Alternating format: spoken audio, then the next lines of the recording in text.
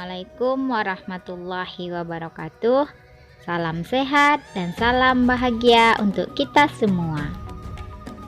Bapak Ibu guru hebat, pada kesempatan kali ini izinkan saya menyampaikan koneksi antar materi modul 11A8 tentang refleksi dan kesimpulan terhadap pemikiran Ki Hajar Dewantara. Terlebih dahulu, perkenalkan, saya Elvisa Delvia Andesta, tempat tugas di SD Al Ma'arif Pasaman Barat. Saya adalah calon guru penggerak angkatan 5 dengan fasilitator Ibu Leni Murni Hayati dan pengajar praktek Bunda Pulmen Evida. Untuk merefleksikan pemikiran Ki Hajar Dewantara, ada 3 pertanyaan pemantik. Yang pertama, apa yang saya percaya tentang murid dan pembelajaran di kelas sebelum saya mempelajari modul 1.1? Yang saya percaya sebelum mempelajari modul ini yaitu yang pertama, bahwa saya beranggapan bahwa saya sudah menyelenggarakan pembelajaran dengan baik. Tapi pada kenyataannya saya masih banyak kekurangan, baik dalam menyampaikan materi di kelas maupun saat menerima siswa di dalam kelas. Selama ini saya beranggapan bahwa anak adalah tempat saya memberi ilmu pengetahuan sesuai kompetensi.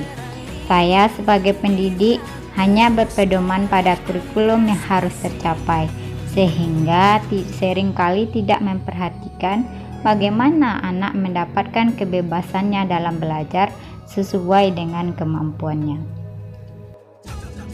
Yang kedua, saya sering mengeluh dengan perilaku anak yang tidak disiplin terhadap aturan dan siswa yang malas untuk belajar, sehingga saya memberikan hukuman akan perilaku anak tersebut.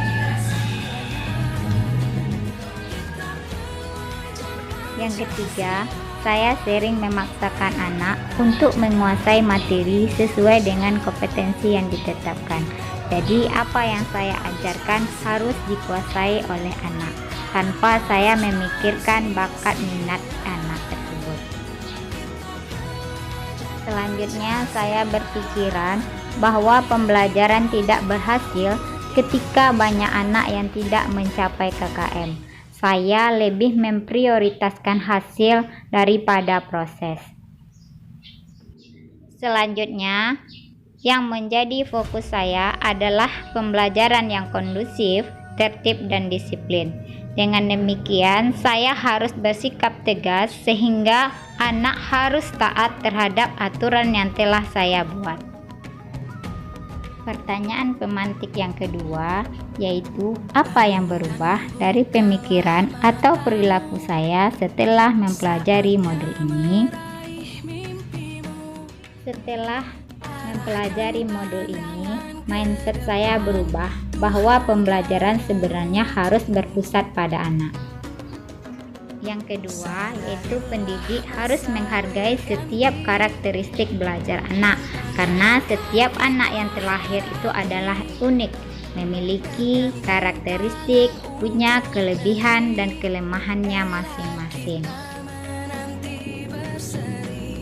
Yang ketiga, pendidik harus memberikan kebebasan kepada anak untuk menyelesaikan tugas belajarnya sesuai dengan bakat, minat, dan potensi yang dimilikinya. Sebagai pendidik, saya menyadari bahwa peran pendidik itu diibaratkan sebagai petani yang menuntun anak sesuai dengan kodratnya, yaitu kodrat alam dan kodrat zaman.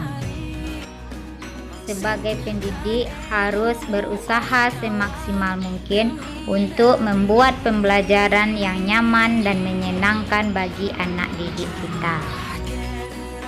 Sebagai seorang pendidik, saya menyadari bahwa harus lebih sabar dalam menghadapi dan mendidik anak. Pertanyaan pemantik yang ketiga yaitu, apa yang dapat segera saya terapkan lebih baik agar kelas saya mencerminkan pemikiran KHD? yang dapat saya terapkan, yang pertama yaitu melaksanakan pembelajaran yang berpusat pada anak.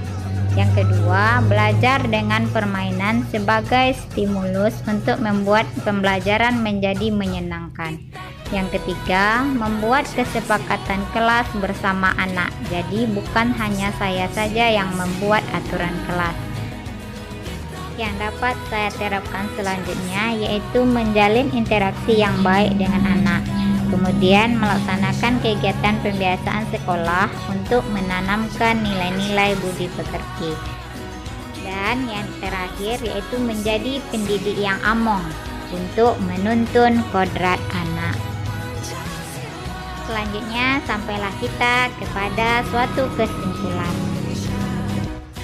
Yang dapat saya simpulkan tentang pemikiran KHD yaitu tujuan pendidikan sebagai upaya memerdekakan manusia agar mencapai keselamatan dan kebahagiaan. Kesimpulan selanjutnya yaitu tugas pendidik adalah menuntun tumbuh kembang segala kekuatan kodrat anak melalui penciptaan ekosistem belajar yang menyenangkan. Kemerdekaan belajar berarti tidak hidup terperintah, tapi berdiri tegak karena kekuatan sendiri dan cakap mengatur hidup dengan tertib. Demikianlah yang dapat saya sampaikan. Saya akhiri. Wabillahi taufiq wal hidayah. Assalamualaikum warahmatullahi wabarakatuh. Salam bahagia.